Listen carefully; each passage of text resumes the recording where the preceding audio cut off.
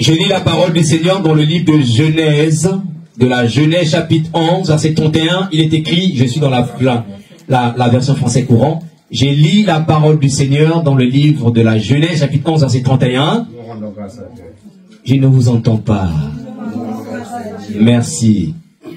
Il est écrit, Téra emmena son fils Aaron et son fils Lot et son petit-fils Lot, fils de Aaron. Il emmena aussi sa belle-fille Sarai, femme d'Abram. Il quitta avec eux Our en Chaldée pour aller au pays des Canaan. Ils voyagèrent jusqu'à Haran et ils s'y installèrent. Après avoir vécu 205 ans, Téra mourut à Haran. Genèse chapitre 12, verset 1. Le Seigneur dit à Abram, quitte ton pays, ta patrie et la maison de ton père, et va dans le pays que je te montrerai. Je ferai naître de toi une grande nation. Je te bénirai et je rendrai ton nom célèbre. Tu seras une bénédiction pour les autres. Je bénirai ceux qui te béniront, mais je maudirai ceux qui te maudiront. À travers toi, je bénirai toutes les nations de la terre. Amen. Amen. Merci beaucoup pour vous asseoir. J'étais en train de dire que ce matin, le thème de notre message s'intitule « Les 7 temps de Dieu ». Est-ce que quelqu'un peut m'aider à dire les 7 temps de Dieu? Dans la marche chrétienne, il y a 7 temps que nous allons découvrir ensemble. Mais avant que nous puissions aborder les 7 temps de Dieu, j'aimerais tout d'abord rappeler à l'Église quelque chose de très important. Frères et sœurs, vous devez savoir que le processus de fonctionnement de Dieu, c'est-à-dire la manière dont Dieu nous appelle, la manière dont Dieu nous utilise, la manière dont Dieu nous élève dans la gloire, la manière dont Dieu nous fait entrer dans ses bénédictions, la manière dont Dieu opère avec les hommes, diffère de la façon de faire du monde et de Satan. Diffère de la façon de faire du monde et de Satan. Dans la plupart des cas, lorsque Dieu appelle une personne, il va commencer à travailler avec cette personne à partir du bas et va l'emmener de manière graduelle, petit à petit vers la gloire. Va l'emmener de manière graduelle, petit à petit vers l'excellence, vers le haut. Et lorsqu'on parle de l'excellence, lorsque je parle de la hauteur avec Dieu, il ne s'agit pas d'abord de la gloire matérielle. Il ne s'agit pas d'abord des richesses financières. Il ne s'agit pas d'abord de bénir tes affaires. Lorsque Dieu appelle une personne, ce qu'il importe en premier, ce qu'il veut en premier, ce n'est pas d'abord de voir riche matériellement, socialement. Ce que Dieu veut d'abord en premier, c'est qu'il veut que notre être intérieur soit transformé. La préoccupation première de Dieu, lorsqu'il appelle une personne, c'est de voir ton intérieur être transformé. C'est de voir ton esprit être régénéré. C'est de te voir recevoir l'esprit qui vient de lui. Ça, c'est la préoccupation première de Dieu. Ce qui préoccupe le cœur de Dieu, c'est que nous puissions recevoir l'esprit primitif. L'esprit que Adam, notre ancêtre, avait perdu. Et quand cet esprit vient en nous, cet esprit emmène ce qu'on appelle la lumière divine. Et cette lumière divine, quand la lumière divine vient, elle va commencer à impacter certains aspects, certains domaines de notre vie. Et en premier lieu, notre foi. Quand la lumière vient en toi, premier élément qui va impacter, qu'elle va impacter, c'est ta foi. Tu vas recevoir ce qu'on appelle la foi surnaturelle. La foi de Éphésiens 2, verset 8. Éphésiens 2, verset 8 dit ceci. C'est par la grâce que nous sommes sauvés. Au moyen de la foi. Cela ne vient pas de nous, c'est un don de Dieu. La lumière divine t'apporte la foi surnaturelle. Et le deuxième élément qui va aussi être impacté, c'est notre système de pensée. Est-ce que quelqu'un peut me dire système de pensée? Lorsque nous étions dans le monde nous avait inculqué une manière de penser. Le monde nous avait inculqué une manière de voir les choses, une manière de raisonner. Un système de pensée. Mais la lumière divine, une fois qu'elle vient en toi, qu'est-ce qu'elle fait? Elle va commencer avec l'aide du Saint-Esprit de changer ton système de pensée. La manière dont tu pensais selon le monde. Tu avais des pensées impures, des pensées immorales, des pensées de mensonges, des pensées de critiques, de violences, de méchanceté. Mais il faut que ces pensées-là, quand la lumière vient, elle va commencer à laisser la place aux pensées du royaume de Dieu. Alléluia. Le monde qui habitait en toi va commencer à laisser la place au royaume de Dieu. Parce que la lumière, plus elle brille, elle ne peut pas cohabiter avec les ténèbres. Il faut que les ténèbres laissent la place, lâchent prise, et que le royaume s'installe définitivement en toi. Et ce royaume, c'est quoi? C'est le Saint-Esprit qui prend de plus en plus, en fait, le contrôle de ta personne. Le Saint-Esprit. Un jour, les pharisiens ont posé la question à Jésus. Ils ont dit à Jésus, quand est-ce que le royaume viendra? Jésus répond aux pharisiens en leur disant, le royaume ne vient pas de manière à frapper les yeux. Et il finit par leur dire que le royaume était déjà au milieu d'eux. Et nous, en ces temps dans lesquels nous sommes, le royaume est à l'intérieur de nous, par le Saint-Esprit. Alléluia. Tu as le royaume en toi. Et c'est pourquoi cette lumière que tu reçois, elle ne peut pas cohabiter avec les ténèbres. Elle ne peut pas cohabiter avec les ténèbres. Et plus cette lumière brille, plus d'autres domaines, d'autres sphères de ta vie vont être impactées. Ta manière de gérer les finances va changer. Parce que quand tu étais dans les ténèbres, le diable te faisait croire, pour que tu sois une personne dans ce monde, il faut paraître. Et il te poussait à jeter vêtements sous vêtements, voiture sous voiture, voiture chère, alors que tu n'avais pas l'argent. Tu pouvais prendre un crédit pour acheter juste une voiture. Mais quand le royaume vient en toi, le royaume te fait voir que toutes ces choses-là, ce n'est que vanité des vanités. Ta façon de gérer l'argent change. Ta situation socio-professionnelle est impactée. Ta santé est impactée. Tu reçois maintenant la capacité de dominer sur le péché. Le péché qui t'envahissait, qui te dominait. Quand la lumière vient en toi, c'est toi maintenant qui domines sur le péché. Quand la lumière vient en toi, bien-aimé, tu reçois les dons de l'Esprit de Dieu. Tu peux maintenant chasser les démons. Prier pour les malades. Pourquoi? Parce que la lumière qui est en toi te donne le pouvoir et l'autorité de chasser les ténèbres. Alléluia. Amen. Donc, comprenez bien que avec Dieu, c'est de manière graduelle. Avec Dieu, c'est petit à petit. C'est petit à petit. C'est pourquoi quand tu as ta vie, tu as donné ta vie à Jésus. Mais cherche la patience. Ne sois pas pressé avec Dieu. Nous avons un Père qui est l'homme le plus sage de l'univers, le plus intelligent de l'univers. Il connaît toutes choses. Mais il te dit, sois patient ou sois patiente, ma fille. Ne te précipite pas. C'est pourquoi on va lire un texte. L'apôtre Pierre va donner un conseil à tous les chrétiens dans 2 Pierre chapitre 1 verset 5. 2 Pierre chapitre 1 verset 5. Je vais le paraphraser. L'apôtre Pierre donne un conseil à tous les chrétiens, à tous les croyants. Il dit ceci. Il dit à tous les croyants qui ont reçu la foi. Il leur dit ceci.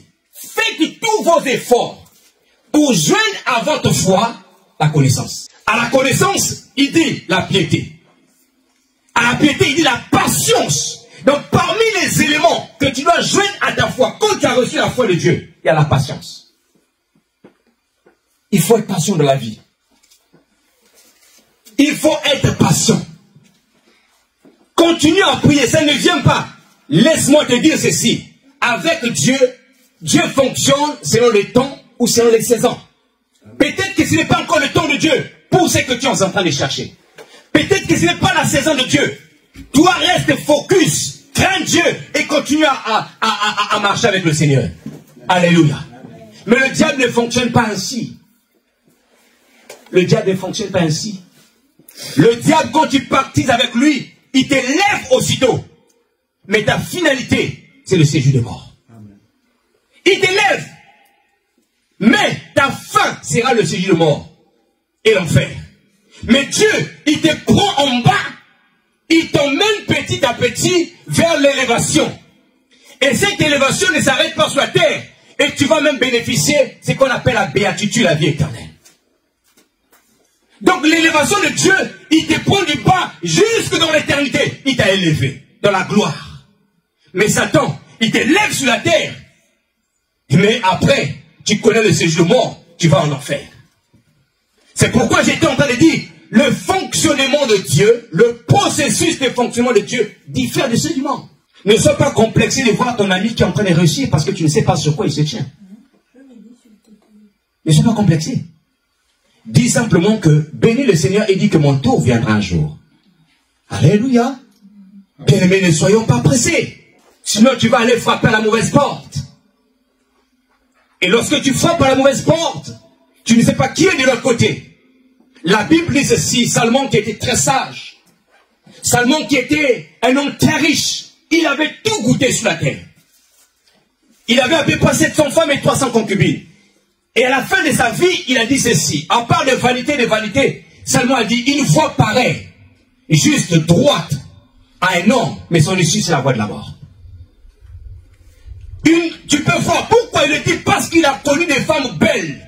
Mais ces femmes-là l'ont mené à adorer d'autres dieux. Amen.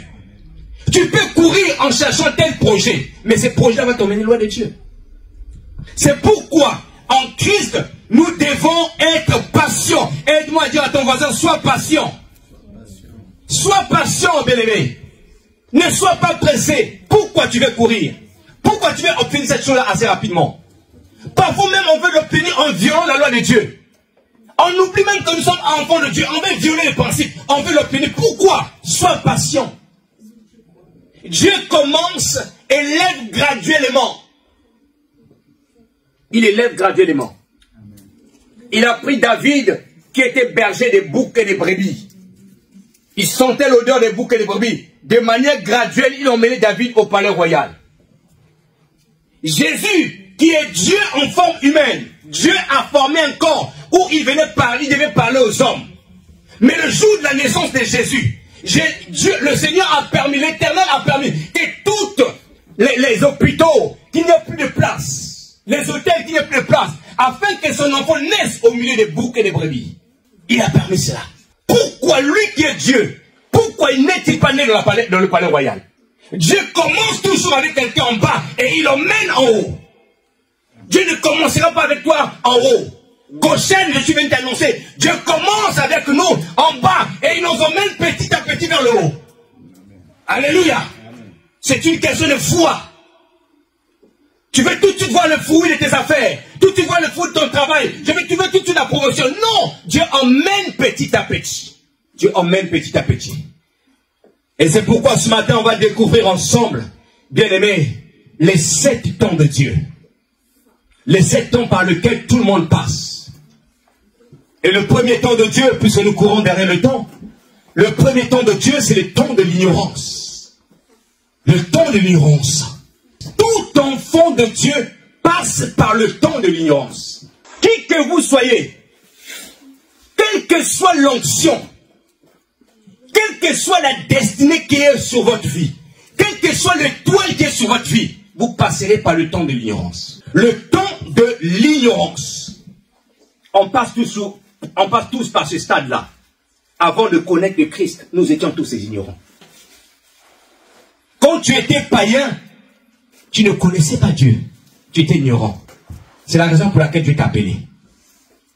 Dans le texte que nous avons lu, Genèse chapitre 11, verset 31, la Bible nous dit ceci, que Abraham habitait à Charan.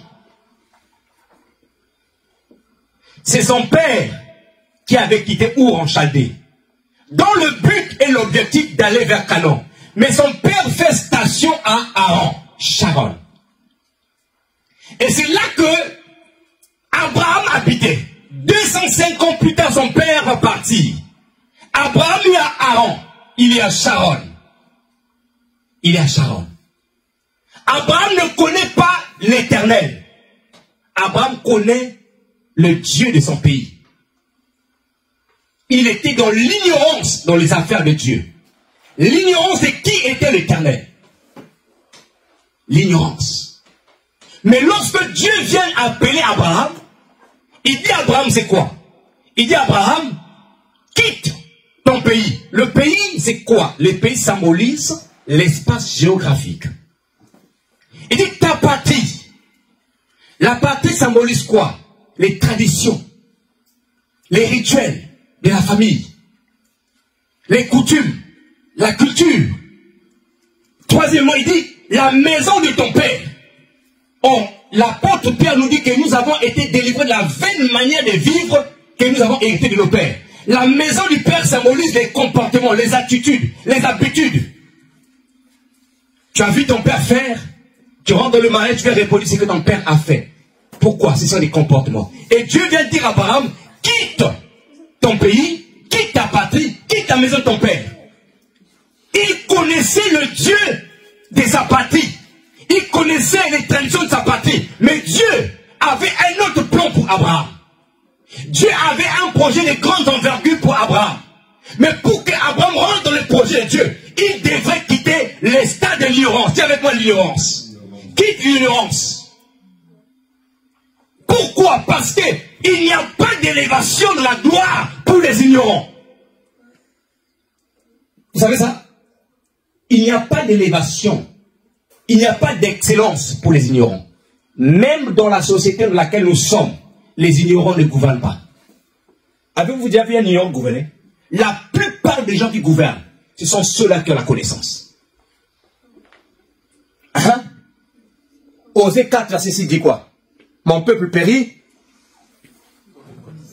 Mon peuple périt. Faute d'eux. Et quelqu'un qui n'a pas de connaissance, il est qui? Il est ignorant. Les ignorants ne gouvernent pas. Si tu veux être élevé par Dieu, ce matin je vais te dire à faire deux choses. Sois quelqu'un qui obéit à Dieu et cherche la connaissance. Amen. Si tu veux la gloire, l'excellence, sois obéissant à l'Éternel et cherche à connaître non seulement l'Éternel, et si l'Éternel t'a placé dans un domaine, aie la connaissance de ce domaine. Il n'y a pas d'élévation pour les ignorants. Dieu avait un projet pour Abraham. Mais pour que Abraham rentre dans ses projets, Abraham devra obéir et quitter le stade de l'ignorance. Dieu a un projet pour quelqu'un ici. Amen. Mais je vais te dire, tant que tu es dans le stade de l'ignorance, tu n'entreras pas dans ses projets. L'ignorance, c'est la façon dont tu vois les choses. C'est pourquoi le Saint-Esprit vient changer notre système de pensée.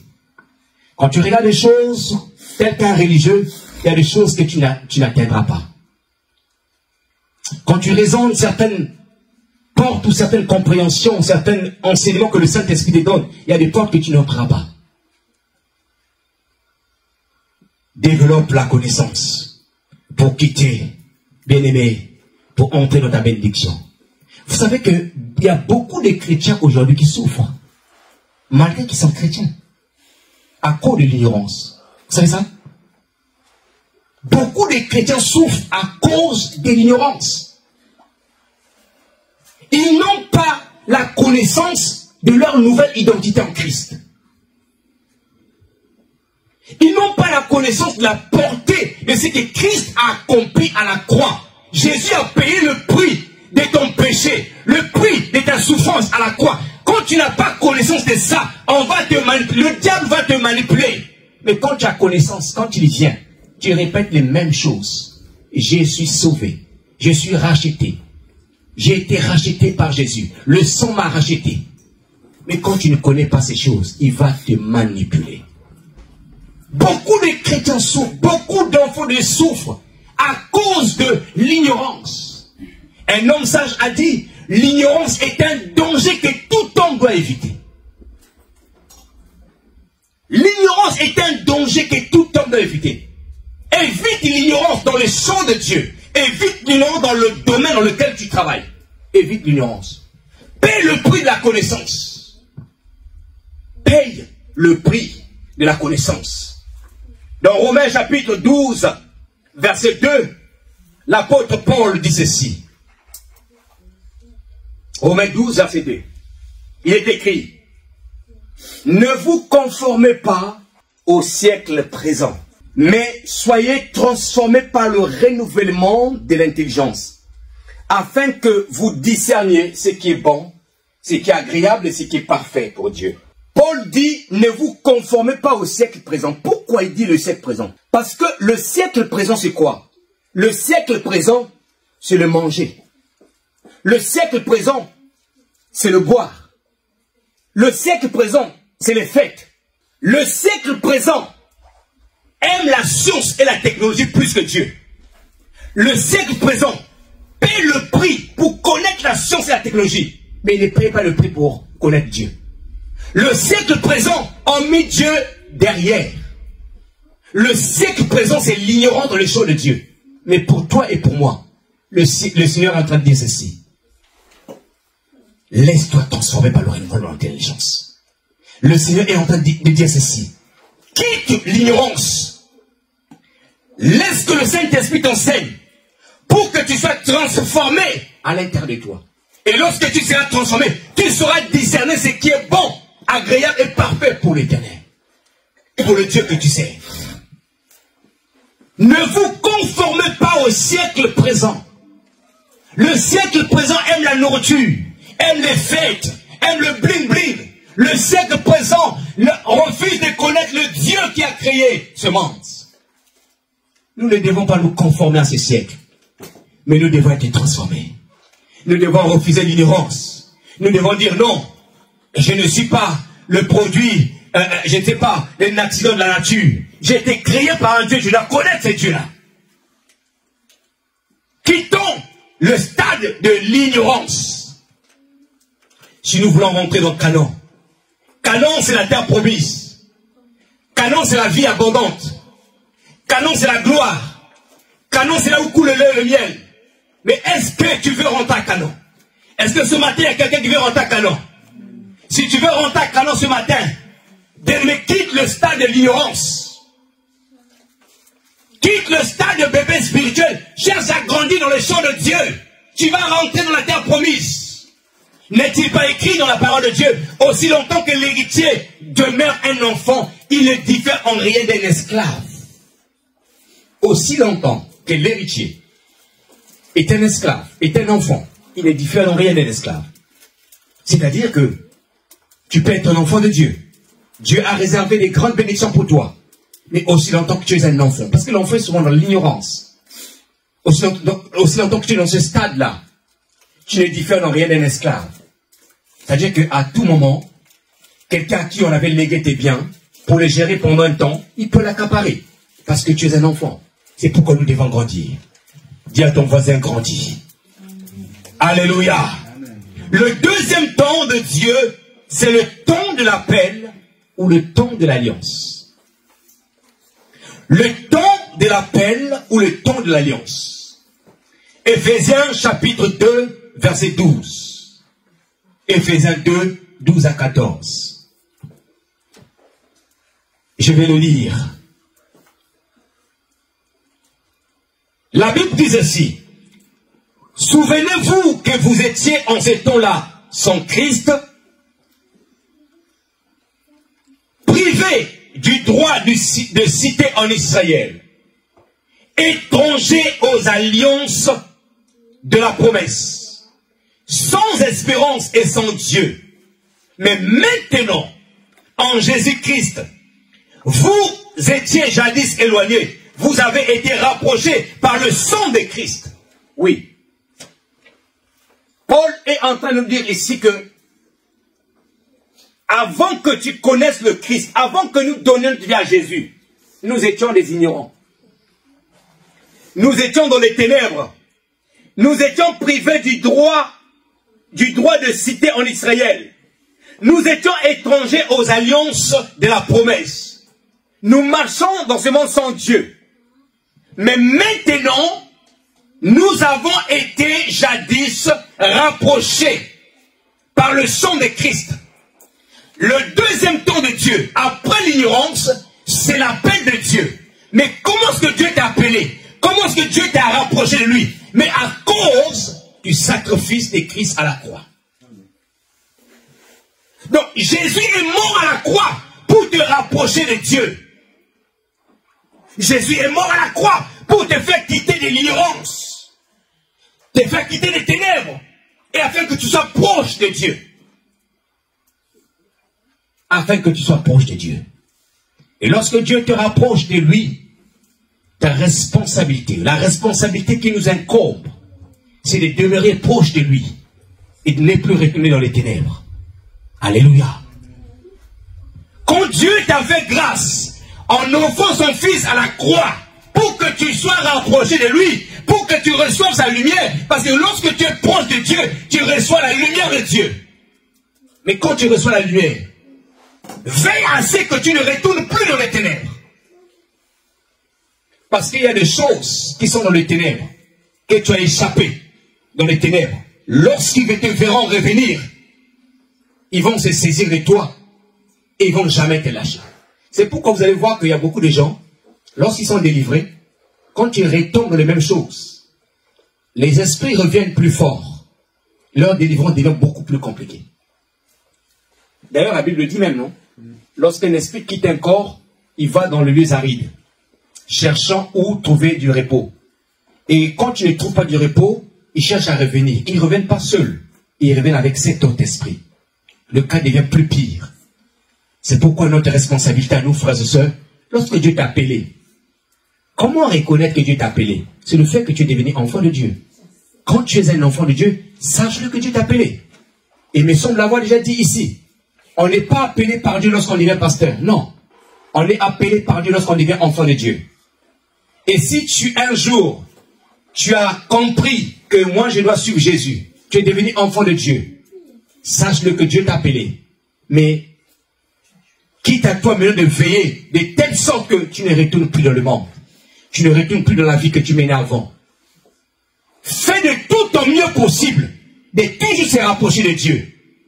Que Dieu t'aide à briser, que Dieu t'aide à éloigner, chose par chose, qui ne confesse pas son nom. Tout ce que le Saint-Esprit te dit, ça ce n'est pas bon. Dis au Saint-Esprit, aide-moi à abandonner ces choses. Lorsque Dieu t'appelle, tu ne dois plus aimer le monde. La Bible dit que celui qui aime le monde et les choses qui sont dans le monde, l'amour du Père n'est pas en lui. Bien-aimés, faisons un effort de nous rapprocher davantage de la lumière. Lorsque cette lumière-là nous rayonne, je disais tout à l'heure que il y a des aspects, des domaines, des sphères de notre vie qui vont t'impacter. Les domaines socio-professionnels vont t'impacter. Ta santé va t'impacter. Là, tu vas vivre la vie abondante. Plus tu es dans la lumière. Parce que plus tu es proche de la lumière, plus il n'y a plus de ténèbres. Alléluia.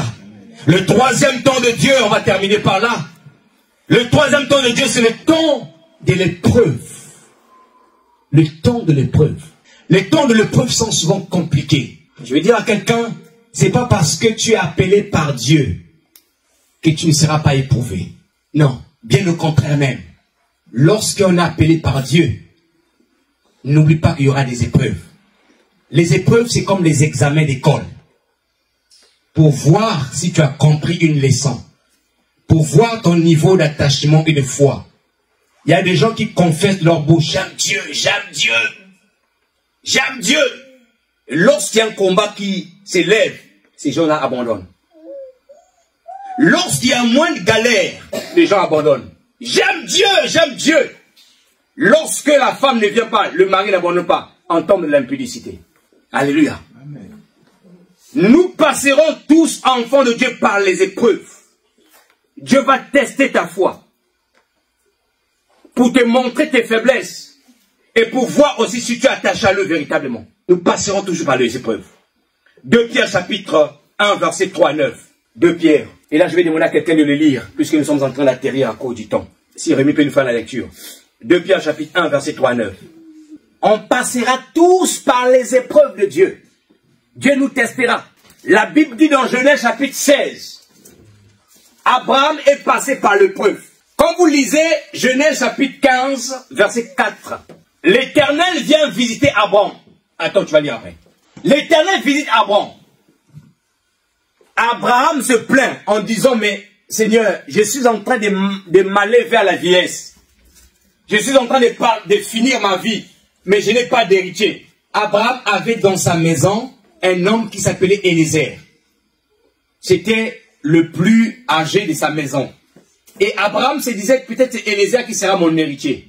Dieu a dit à Abraham, Genèse chapitre 15, verset 4, Dieu dit à Abraham, ce n'est pas Élézer ton héritier, mais tu auras un héritier qui descendra de tes entrailles, qui sortira de toi. Lorsque Dieu donne cette promesse, confirme cette promesse à Abraham, Abraham n'était pas encore avec Agar. Mais quelques temps après, Abraham passe par l'épreuve de sa foi, l'épreuve de son attachement à Dieu. Dans le chapitre 16, la Bible dit que Sarai, voyant que Dieu l'avait rendu stérile, proposa à Abraham de prendre pour épouse Agar. De prendre pour épouse. Abraham est mis à l'épreuve. Mais il a échoué. Parce qu'il va accepter la proposition de Sarai. Et lorsque Abraham accepte la proposition de Sarai, Dieu va être frustré. Dieu va se retirer dans sa vie pendant 13 années. Quand tu échoues à l'épreuve, alors que Dieu t'a fait, qui t'a montré qu'il est avec toi, alors que Dieu t'a donné des promesses, bien-aimé, ça éloigne la présence de Dieu. Alléluia. Il faut veiller. Nous passerons tous par les épreuves. Mais quelle sera notre attitude? Nous devons remporter les épreuves. 13 années de silence, Dieu s'est retenu d'Abraham. Pourquoi? Parce qu'il a échoué à l'épreuve. 1 Pierre chapitre 1, verset 3 à 9. Je vais les lire. Je crois, il me semble que je me suis trompé. Je prends à partir du verset 6. Il est écrit ceci. C'est là ce qui fait votre choix. Quoique maintenant, puisqu'il le faut, vous soyez attristés pour un peu de temps par diverses épreuves, afin que l'épreuve de votre foi, plus précieuse que de l'or, qui cependant est éprouvée par le feu, ait pour résultat la louange, la gloire et l'honneur. Alléluia. Le but de l'épreuve, c'est qu'à la fin, vous soyez remplis de joie.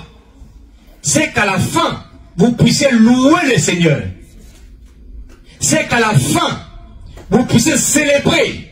Parce que lorsque tu as remporté le prix de l'épreuve, tu rentres dans ton salut complet. Tu rentres dans ton salut complet. Mais le problème, c'est que dans l'épreuve, c'est là où les gens abandonnent Dieu. Dans l'épreuve, c'est là où les gens s'éloignent de Dieu. C'est là où les gens se posent des multiples questions. Est-ce que Dieu existe? Est-ce qu'il m'a réellement appelé? Mais l'épreuve viendra. Les difficultés viendront. Une épreuve a plusieurs facettes. Mais elle va venir. Mais nous devons tenir bon. Alléluia. La Bible nous dit ceci, que pendant que Jean-Baptiste était en prison, Jean-Baptiste, c'est lui qui a prophétisé sur Jésus en disant, voici l'agneau de Dieu qui ôte le péché du monde. Il a dit concernant Jésus, il a dit, voici cette personne, c'est lui l'agneau de Dieu. Mais lorsque Jean-Baptiste est en prison, il est dans l'épreuve de la souffrance. Jean-Baptiste envoie des gens demander à Jésus, dis-nous, est-ce que c'est toi le Messie? L'épreuve te fera douter même de tes propres paroles. L'épreuve te fera douter de ton appel. L'épreuve te fera douter même de la grâce qui est sur ta vie. L'épreuve. Parce que les épreuves sont de différentes manières. Il y a des épreuves qui sont très dur. Mais j'aimerais dire à quelqu'un ce matin, le niveau de ton épreuve détermine la quantité d'onction de grâce qui est sur ta vie. Ah, tu n'as pas compris. Je dis que le niveau de ton épreuve, quand tu souffres beaucoup, sache-le qu'il y a une étoile grande et Dieu fera des grandes choses avec toi. Alléluia. Ah oui. Quand tu souffres, quelqu'un dit ceci, on ne jette pas une pierre sur un arbre qui ne porte pas de fruits. Lorsqu'on t'attaque, sache qu'il y a une étoile qui est sous ta vie. Sache que tu as une grande destinée. C'est pourquoi tu ne dois pas lâcher prise. C'est pourquoi tu ne dois pas abandonner Dieu.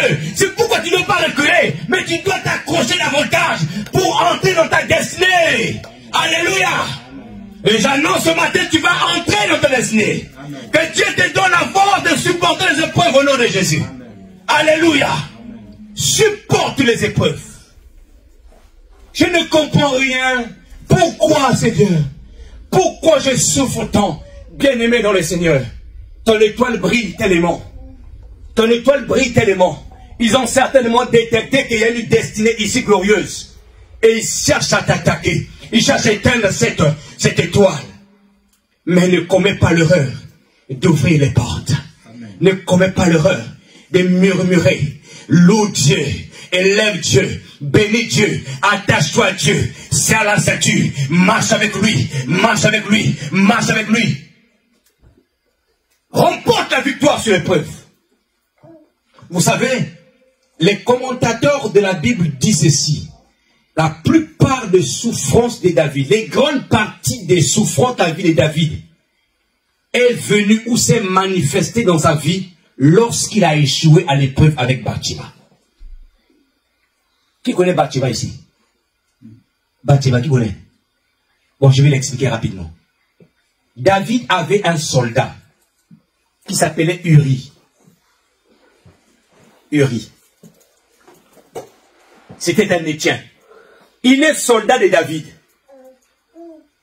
Soldat de David. Uri est en guerre. Et David, le jour-là, il devait être en guerre. Il devait être à son poste. Mais il avait manqué son poste. Il est resté dans la ville. David dormait.